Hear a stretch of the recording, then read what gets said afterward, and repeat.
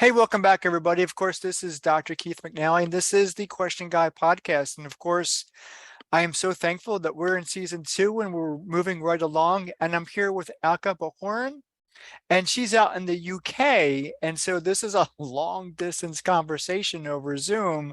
But Alka, you're doing something rather awesome. And I think you're trying to do it all over the world. You're making an impact, a positive impact on people's lives through a specific program that, quite frankly, I think is rather new. It's evolving over time, but the impact that you're making on people's lives is tremendous. And I'm hoping that you would share some of that in our conversation today. How does that sound? Yeah, sounds great. Well, cool.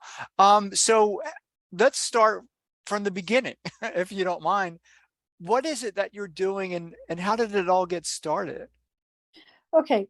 Well, from the beginning, if we're taking it right back to the beginning, in lockdown, I noticed that everyone I know, almost everyone I know, is doing something, either from the private sector or the public sector. People are delivering food parcels, or they're just being really generous and going out of their way to do something. So, I'm going to say this in plain Yorkshire. I felt like a bit of a bum, not doing anything. And I just thought, okay, this is bad. This is really bad.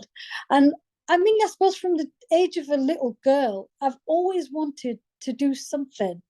I've always wanted to do something different, to help people in the way that I can help them, Okay. to understand people better, but my way. Because I just knew that I was different. Maybe because, I don't know, my siblings, my parents, everybody around me was just, you're different. So They actually you said that to you? yeah, it was like, she's strange, or you're Well, different, or hopefully you grew up then not thinking bad about yourself, but no, no, thinking no. that that's a power. You have something good going Yes, on. Yeah. yes, I did, because I always felt like, whereas somebody would try to understand someone and have a conversation with them, like at school, like if the teacher's asking somebody something, or teachers in the staff room, because I used to be on staff room duty. So I was the one collecting all the dirty cups, being the good pupil, you know, going right round and would you like another drink and whatever. Mhm. So at the coffee machine, tea machine during breaks, whereas all the other kids were out playing and stuff. So I felt kind of like, um, I wanted to understand them better. So sometimes when you kind of get those staff room conversations, and then you go outside in the playground and you hear people speaking to themselves, like kids my age, you would hear that someone's saying what's wrong, and then the other person's telling you what's wrong, but then halfway through, it's like literally 5 seconds later someone's dying to butt in with what happened in their life, so they're Mm. trying to get their bit in, to make it relevant to them. But I'd just sit there and listen all day. I just think, tell me more. Good. Because so I always, so this is why I think they just couldn't understand me, because it was like, well, she's just strange. Yeah. No, but um, you were showing empathy and compassion for other yeah, people, yeah, and that's not really hopefully that's not really well, it's something that we don't see enough of. That's for sure. yeah. Oh, thank you. Well, I think what it was is because, on one hand, my parents admired what I did, but on the other hand, because growing up in the 80s, you can't quite put a name to that. You don't know. I mean, I wasn't dressed up in military uniform, ready to give my life, enlisted in the border force or anything. They perhaps might have understood that better, but it didn't come out like that. Like, often my home time was like, if I had to be home for 4 o'clock and I'd be walking down with someone and somebody's telling me their story, I'd be late, and they'd be go, what were you doing like that? You had this to do. Well, nothing really. I was just sat there listening. There was But only, over time, that became a passion for you to help people. yes, And so, yes. how did that how did that Okay, transpire? How did that yeah. grow? Well, I think in lockdown, you kind of, because like I said, I felt kind of convicted. I was just like, I'm not doing anything, and yet I'm sure I can do something, Okay. like everybody else. So I just started. because I always loved to sing and dance. My dad was a brilliant singer, and Hmm. growing up, um, I remember sitting there till 1 o'clock in the morning. We'd be sitting there with Bollywood tracks and Hollywood whatever, and we'd be sitting there. He'd play the male part, I'd play the female part, and he'd encourage me to sing and hit those high notes and stuff. And my mum would be like stomping there with a rolling pin. It's like, seriously, it's 1 o'clock in the morning. This girl still has her uniform on. She's going to school, kind of thing. Uh-huh. So, um, I've always loved that. And I mean, my dad's not around anymore. And I just thought, you know what? This is a good time to just cheer people up. Let's Okay. just Yeah, make that's them probably a good happy. idea. Yeah, Yeah. let's just make them happy. So that be happy for nothing came from there. So it was just like, yeah, let's just be happy for nothing. So I got a few friends and family together. And if you look at the very first on YouTube, it's a bit embarrassing now because that was just done from my phone. I was speaking to a contact called Kim, and he runs Touch Video Academy .com, and he's obviously he's an expert in video. So I said, and I jumped on one of his webinars and afterwards connected with him. I said, just give me a few tips. I just to make it kind of slightly professional. Yeah. Slightly presentable. So then he gave me those wonder tips. I mean, he's amazing, and I just churned out the first BH40 Songathon. You'll see 4-year-olds to 94-year-olds on that very first Songathon video, and just getting people to just basically make clips, send me them. Okay. So you Yeah, encourage people to just kind of act up and be silly, or just to dance, yeah. or yeah, I said, just send anything. yeah, If you want to sing, you want. I mean, ideally it would be sing or rap or play a musical instrument. It doesn't matter. I mean, it's called Songathon. If you can't sing, then do whatever. But right. it's just to make people happy, because people that are lonely at home and have nobody, literally nobody, Yeah. it might cheer them up, And then I tagged another. Let's do a fundraiser then, because everyone's Well, doing can we go fundraisers. back first? How did that, what was the reaction? So what was the response? How did It was people, massive. it was Yeah. I mean, massive? even people that I didn't even know on Facebook. I mean, I just put a post out and there were people straight away. Yeah, yeah, okay, yeah. Can I send one? And there were like 4-year-olds to 94-year-olds with the banjo. If you have a look, I mean, I made some great friends on Facebook, and they were like, look, we have this, we have these people. And, in their day, you could tell that they could play some serious instrument. They were really good. Is all this stuff still on on YouTube? Embarrassingly, yes. Oh, well, good. Well, we need to keep it embarrassing then. I need to delete it. That's why I need No, because it's your starting point. You can never delete your starting point. That's excellent. to. But it grew from there. So Yeah. so So basically, so yeah, you keep on what mentioning B8 BH40. zero? Is that Yeah, what is that? it's be happy for nothing. Okay, so the B, So that's okay, what that. that makes somewhat sense. Okay. Yeah. So BH40. So the zero stands for nothing. nothing. Okay. Be happy for nothing. Okay. So how did it grow? So what's the next evolutionary step? Yes. So basically, what happened was we tagged a fundraiser onto there, and we raised money for the British Heart Foundation. I think because at that point, everybody was getting really stressed, and I've We're lost. still in the pandemic era? Yes, Okay. Okay. this was 2020, I think, when we launched. Oh, Yeah, okay. So yeah, wow, in the heart of October it all. 2020. We're just nearing 2 years, just. Mm. Um, so and that went really well. I think we raised about 600, 700, but I can't remember what it was. And then I got an email through from the British Heart Foundation. This Wow. was weird. And she says, oh, I like this. This is really unique. What is it you do? Can we connect with you more? Can we find out more? And when I looked at the bottom, it was the West Yorkshire fundraising manager that had contacted me. So I said, "Oh right, okay, yeah, we can do some more. We can, And in the midst of that, what I forgot is that when you put something out on YouTube, it's global. It It's is not just. global. That's part for a marketer, right? That's why Yeah. you got to keep it on there. Yes. Oh no. So basically, yeah, I started getting inquiries from everywhere. So I thought, oh no, this is not good.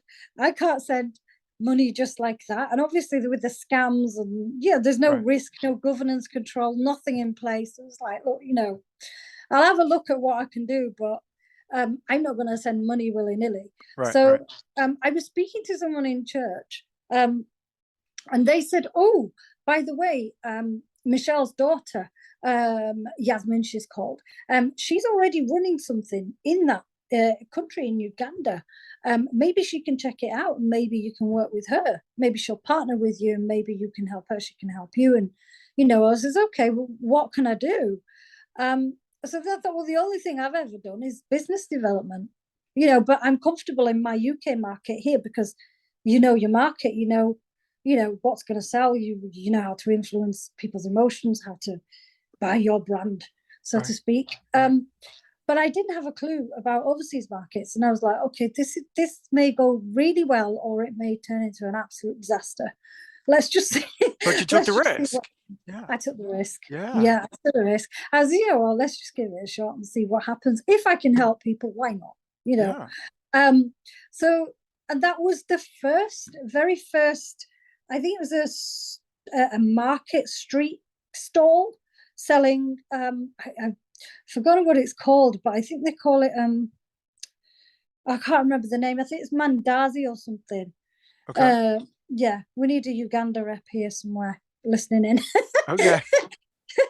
Yeah, I think that's what it's called. I'll check with Yaz later. So that was the start. So I says, okay, well, let's trademark this thing then, because I don't know how far this is going to go, and it may just not end in Uganda. Maybe there's. So trademarked it under BH40 Be Happy for Nothing. It is what it is. We want children, young people to be happy for nothing. They should be able to eat, drink, and and then it was getting difficult. Oh, so wait. So this has gone beyond just kind of making people happy. You just mentioned resources. So are you helping people who don't have resources now? Yes. Okay. Sorry. I kind of should have mentioned that. No, that's okay. So talk to me about that. So what's going on with that? Well, basically what happens is we partner, we establish partnerships in a country. Most we prefer people that are close and trusted, close and trusted contacts. So people that I know that we can trust. So we establish a partnership with them, and then they help to seek out, identify opportunities, or sometimes those inquiries come through our email, and then we refer it back to the country. And that partner, sometimes the commercial or the charity partner is the same as the project coordinator. Sometimes they're different. But basically they are our eyes on the ground, and so they effectively say, yes, there is a problem here, or we've just been to the site and there's not even a bird in sight. There's nothing here. Never mind a cafe. There's not even people here. It's a false address or whatever. And so the risk governance is there. It's in control. We're in control of that. So, and then when they identify the need and verify and say, yes, that person's there. This is an orphanage. Indeed, they need help. Take some pics, send it back. And then we just ask them to devise a budget, resources, what would be needed, what's the best idea. Because obviously what would work here may not work there. Right. People might not buy it. So it might not be a sustainable business project, because if it's not selling, it's not going to make anything. So we do all that, and then effectively we get a plan together. So phase one, what we do first is we do the emergency monthly support and provision. So when we first hear of someone, we try and support them monthly, because they need help straight away. Once that's verified, then we start the monthly project. We determine what we can support them with, how much we can do. And then we move to phase two, which is business planning and mentoring. So it's getting the person ready, the project coordinator, who all of a sudden is thinking, can I run a business? Can this work? Can my orphanage be, is kind of in the air and flapping wings, like, oh my gosh, what kind of thing. So we sort that out. We help them, we get them motivated. 9 times out of 10, they're already motivated to do something. for those children, because they head that project and they know those children, they know the area and whatever. And then phase 3 is business development. We implement the business plan and we set it up. So we send across the funds, buy the resources, the rice, whatever. All of it's on the social media. All of our project setups are on the social media. So on Insta, Twitter, Facebook. All, If you scroll, all of them. All of yeah, them. you Yeah. can see it all. Yeah, in every country, everything we've set up. And you have a website, yes? Yes, sorry, 3 W's. www.beh40.com. Yeah. BEH? 40, yes. Okay. Yeah. Okay. So I'm going to share that in the description. Okay. That's fine. Okay. Yeah, it's not up to date, Casey. It's So, well, what's the best way to go ahead? Yeah, that's fine though. They can still go on the website. It still gives you a good gist of what we do. And our charity ball details are on there, and other things we do, and our YouTube details are on there. Our store is on there, our online store. We're looking to evolve with that as well and move forward. So this started 2020, and now we're 2 years almost at the end of 2022. Yeah. How many people have you helped? And then how many small businesses that are helping the local community? How is that happening? So how many? So is there a number yet? Well, yeah, we have set up, ignoring the monthly emergency provision. They're not setups, they're just still on phase 1. Right. Phase 3 setups, the business setups, we have to date, I think, 24 businesses. In 2 years, you've had 24? Yeah. Wow. Yeah. In 8 different countries. Cool. That's great. Yeah. Are they all in your area, or you said you've tried to reach? I think one is in Canada. Yeah, no. That's up and coming. That's up and coming. Okay. Pending. Yeah, BH40 Canada is up and coming. So we have 13 fully functioning juice stores and food cafes in Kenya. Okay. 30 different parts of Kenya. Yeah, 13. Wow. Yeah, to date. We are hoping to launch in the next few weeks our BH40 steamer, who we are helping, empowerment training center. So that is an empowerment training center for victims of FGM. Tell me. 8 to 25. What? Women and girls that need a real start in life. So the team there is going to be training the staff there. Basically, it's just going to be the beginning stages. So it's a learning curve for all of us, because we don't have a training center in Kenya, but we're really excited in regards to what we can offer these girls and women that have already had a really unfortunate start in life. So it's making the project itself sustainable, but then also giving that financial independence and those skills, those life skills, to those girls. So we're hoping to get computers in there, sewing machines, whatever in there, anything to train them up and get them on a diploma program. So when they graduate, they then can, if when they become of age, they can then apply and go out into the community and make a life for themselves. So it's a new hope for them. Yeah. Wow. In India we have. Let me just start at the beginning. Should I just go from top to Tell me about your biggest impact. So this Women and Girls program is new. That's Kenya. Yeah, it's coming. Probably in the next month or so, it should be up and running. Okay, good. And we're in planning phases at the moment. Yeah. And so, go ahead. Sorry. So in England, because of the food and the energy price hikes, we are looking at heat and eat. It's called BH40 Heat and Eat Up hubs. So we are in final planning. I mean, we are looking at basically there's churches where the food bank is there. Maybe we can get a kitchen area, put a few chairs and tables in, and save people heating bills. So effectively bring the heating to them, so they can come to the church cafe and keep warm. Wow. And there's a possibility of that happening in Wakefield. So that is what is needed in England at the moment. So we're hoping we can get them a warm, meal and just sit there, chat to people, maybe overcome some loneliness, make it like a community hub. So that is what we're planning to do here. And then in Ghana, we are in talks with 2 different projects. That's through our partner, Our Roofing in Ghana.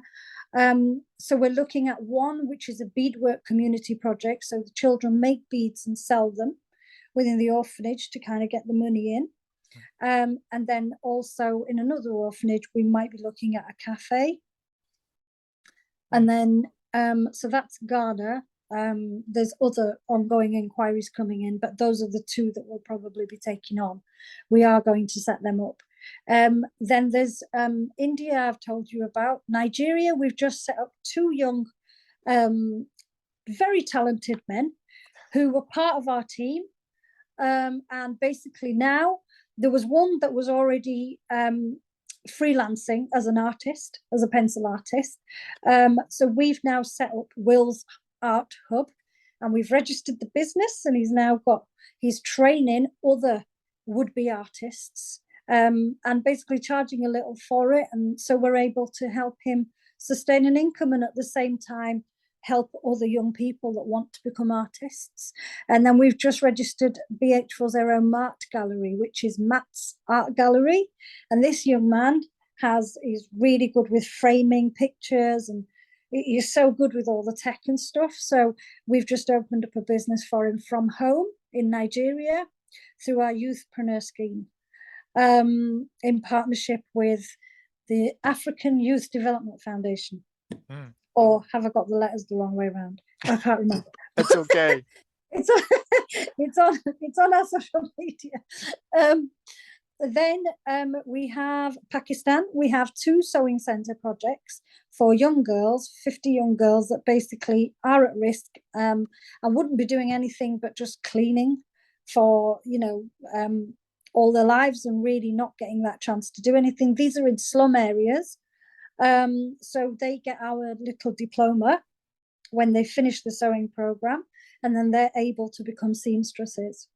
To make a life for themselves. So these are in the slum areas where nobody bothers with, where no one's ever gone.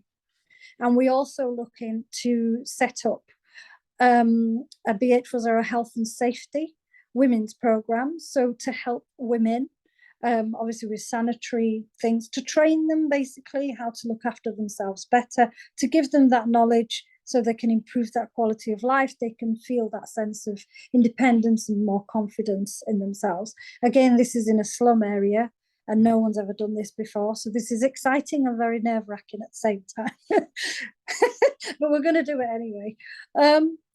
And then there is Uganda. Uganda I've already spoken about. That was I think we have 3 projects there. And then Ukraine. In fact, we're hoping that our Ukraine team head is coming to the UK next year to present at our charity ball. We have kitted out a house. They're basically porter cabins. You can see them on our social media, on Instagram and whatever. They're like portable homes for people that have lost everything. And like our team head says, me and Alka, when we go to bed, we hit the pillow in a normal bed and whatever. These guys are gathering dirty mattresses from nothing. Nothing's been left there. And are looking to sleep outside somewhere to just spend the night, hoping not to get bombed. So yeah, they're amazing. I mean, not just Sergey and the team, everyone amazing around the world. Absolutely fantastic what they do. And then we have BH40 Canada up and running.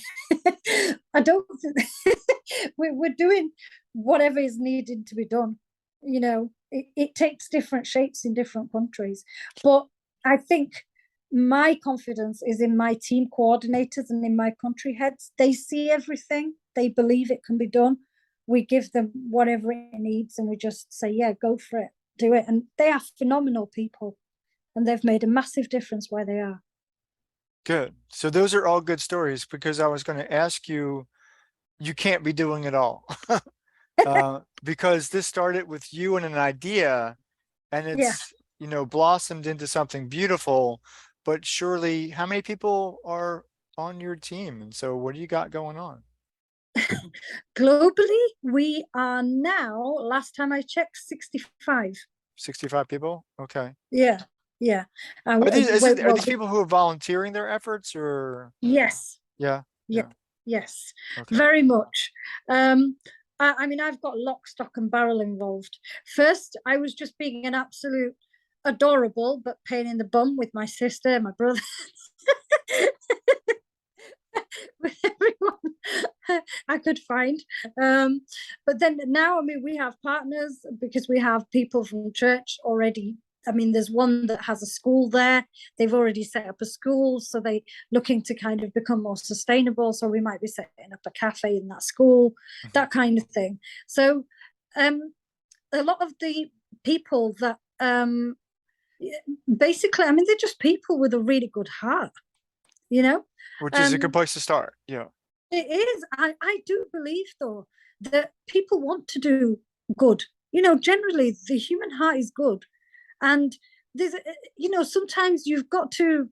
What I found is, I think from the big corporate sponsors that we have to the celebrities that we have supporting us and whatever, they get a lot of flack for it. But to be honest, it's time to cut them a slack because these are people that are very busy, but they do want to make a difference. They don't have the time and they don't have the know-how. They wouldn't have a clue where to start. Mm.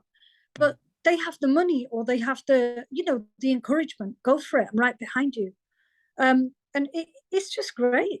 I mean, we only have, you know, we've got quite a few brand ambassadors now. I can't say a few now. Good. We've got quite Good. a few. But yeah, together, I mean, everybody on the team, at the charity ball, there wasn't anyone there that hasn't put heart and soul into it. Anyone from the team, anywhere where they are, that turns around and goes, "Oh well, I didn't do anything." Yeah, I know that this is needed, but they're all like, "Yeah, let's do something. Can you do something? Can we do something?" It's like that. So it's just great. Yeah. So what's next? Is your heart now focused on what? Canada and then Um, I don't need to focus as such on Canada. okay. I need more. We need more money. We need more money. Is that a cliche or what?